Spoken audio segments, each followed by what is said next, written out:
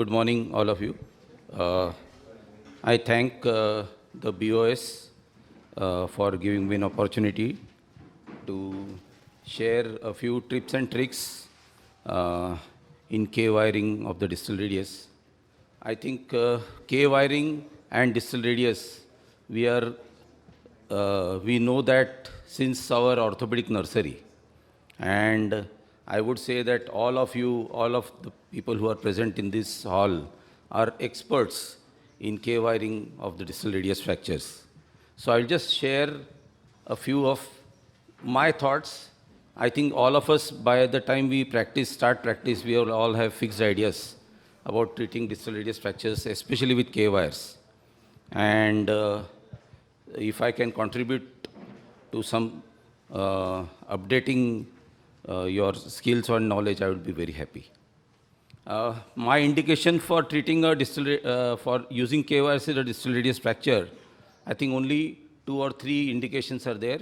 One, definitely an extra-articular fracture where the dorsal comminution and dorsal displacement is not that excessive.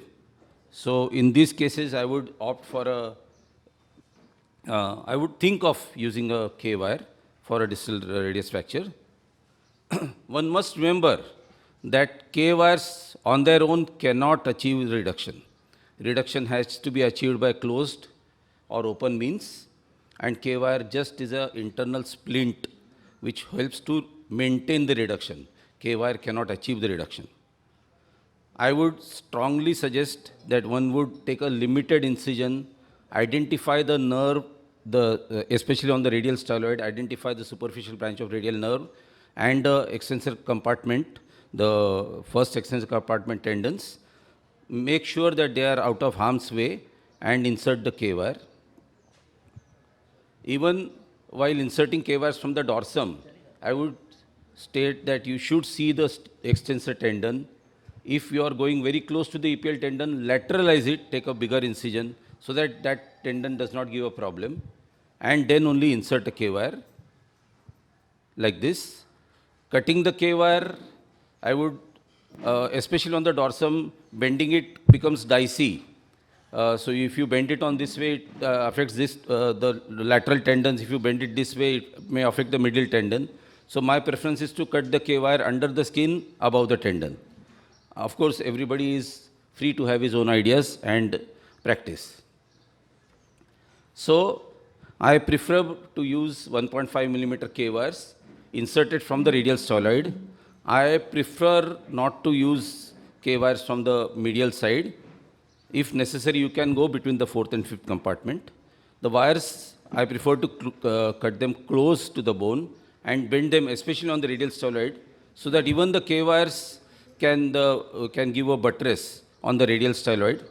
In this example, I would urge not to keep the K-wires so long, just slightly coming out of the medial cortex. Most important in the close reduction method for distal radius is to have a perfect reduction of the volar cortex that gives very good stability to the fracture. One more thing, always supplement the K-wire fixation, because irrespective of whatever we see on the X-ray, always supplement it with a plaster. The plaster, especially if the fracture is dorsally displaced and comminuted, always give the plaster with slight volar flexion. I prefer to give a above elbow slab for few days in supination and encourage the patient to start moving the fingers and the shoulder right from the first day. That prevents shoulder hand syndrome and stiffness and morbidity and unpleasantness in the post-operative period. This is the same example where the wires have been eventually removed, and that's the function at 1 year. Another example or another indication is probably dorsal rim or dorsal shear fractures, where you can see that, or where you can judge that the articular surface is mostly intact, not too much, not too badly comminuted. So in these cases, where it looks like a dislocation, but it is really not a dislocation, it's a dorsal shear fracture. So here, again, close reduction. Keep all the other implants ready, all the other tools. But here, basically, close reduction under anesthesia will give you a reduction. And then just you have to maintain it with K-wires. Here, the diameter of the K-wire is not important. Placement of the K-wire is important. I prefer not to use more than 1.5. In this case, I have used only 1 millimeter K-wires. You can see that there is a dorsal plaster slab which helps to keep the wrist flexed and prevents, or I would say, gives an additional support to the K-wires to prevent it from displacing further. That is you can see a perfect reduction of the volar cortex and perfect healing in this case. Remember one thing, K-wires per se on their own is not a guarantee that the fracture will not collapse. The dorsal combination, the placement of the K-wires, you have to always be wary of collapse of a distal radius fracture.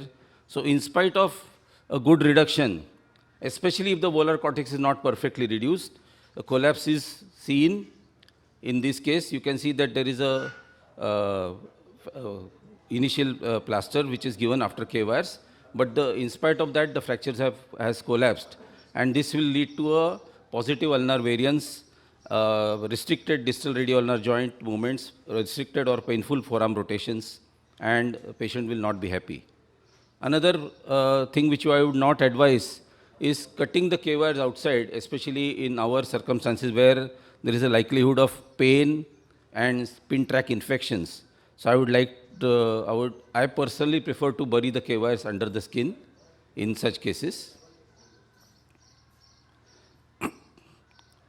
I would not recommend K-wires being put in this manner. One would like to identify the fracture anatomy. This probably is not a case for K-wiring at all.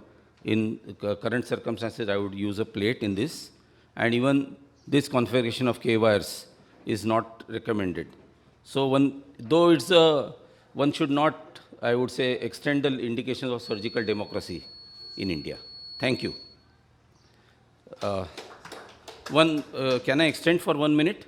One more indication of K-wires is in the pediatric age group where there is I would say, open epiphysis, especially in such small children where you cannot get a close reduction or your reduction is slipping or patient presents late. So you may open it. Now there is you can probably put K-wires from the retrograde manner. Probably you are sparing the epiphysis, probably you have taken all care. But I prefer to insert the K-wires from the mid shaft of the radius and ulna in such cases. This is 3 weeks post-op. This is 6 weeks post-op. And the fracture completely heals. This is the epiphysis sparing method. And I would, probably this is a thing which I would recommend. Another case which was treated by open reduction. This is immediate post-op. This is 1 year post-op. And this is 8 years post-op after removal of K-wires. You can see that there is no growth disturbance. The fracture is healed perfectly. Another indication of K-wires is the use of K-wires for external fixator, but you must always ensure that there is an additional support for the distal radius, because external fixator per se does not give you a good reduction of the fracture. In such cases, this is not done by me. I've just used it as an example. So we have used K-wires here to augment the reduction. The external fixator just supports it, and that is how it heals. The function is a different matter altogether in this case. So most important thing while you are treating a distal radius fractures is to restore the distal radioulnar joint to get a painless rotation of the forearm. Of course, restoration of the radiocarpal joint to get good flexion extension.